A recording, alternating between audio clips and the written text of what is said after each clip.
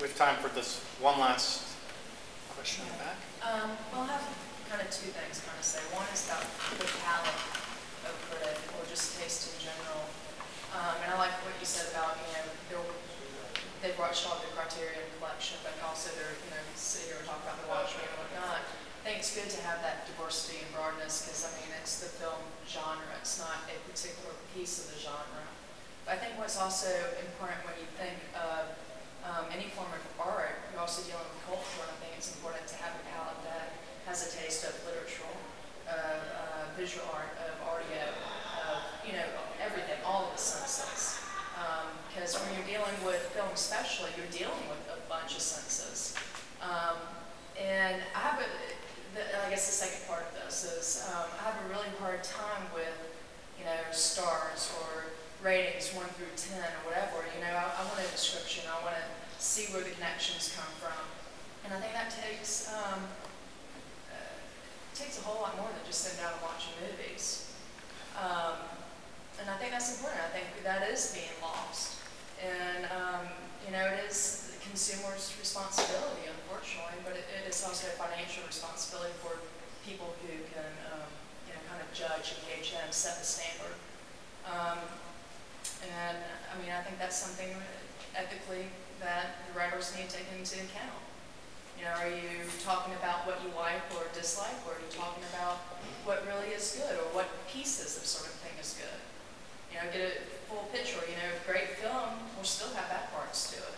And I think that all needs to be included in the criticism. I agree.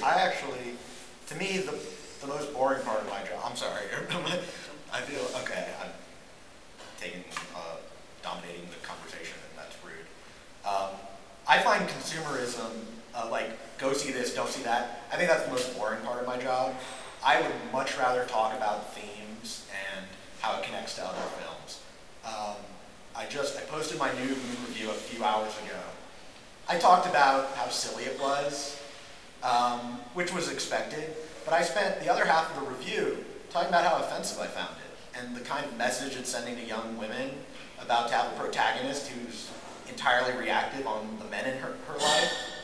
Now, not every film critic's going to do that, whether they're print or online, but I totally agree that it has to be more than that, and you have to find a way to tie it together. I believe that's what you're saying, or maybe I misinterpret. I don't want to put words in your mouth. I just think that the description aspect of it, it's like if you're going to write an essay or something, are you going to focus on one part of it, or are you going to, give the complete, 3D ball? Well, I think like with any essay, you have a thesis and you go at it, and I think an all-encompassing review is good, but at the same time, I think to establish a voice, you point out this area that you find fascinating.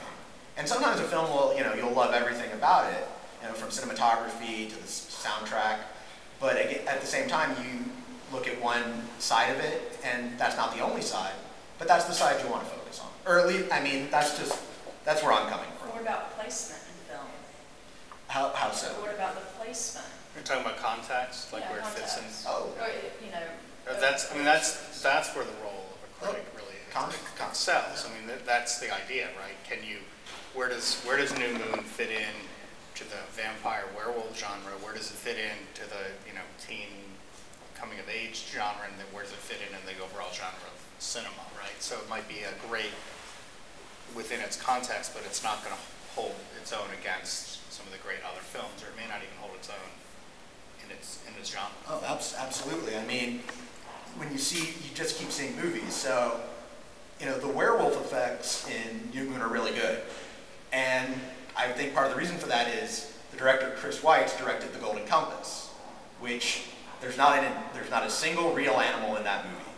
I'm not sure why.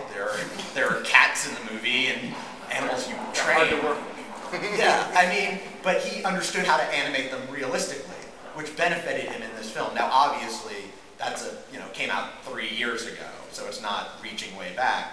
But that's just the idea that comes up in my, because in terms of talking about a connection and context of when you go back. But take that comparison to some of the classic horror films.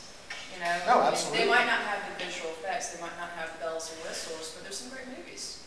Oh, absolutely, and I think So how do that, you put that movie in context for some of the, you know, the greats that started the genre? oh, I mean, I think that you look at the vampire genre, and this isn't what I came out of my review, I was more interested in the feminist perspective, but we can look at how the vampire genre has become very tame. There's not a single threatening thing about the vampires in these films. So why are they vampires? And I personally think it's because Stephenie Meyer uses biting as a metaphor for sex, and that not biting someone means abstinence. But in terms, That's the thing that right, was in the original novel. oh yeah, and they hew very closely because they don't want to hurt, you know, the fans. They want utter devotion. What about taking like the cinematography aspect of it? I mean, do you tackle those things too, about like the visual element? I did, actually. Twilight was shot in a blue filter. That film is entirely blue. There is not a film scene that I don't think is blue.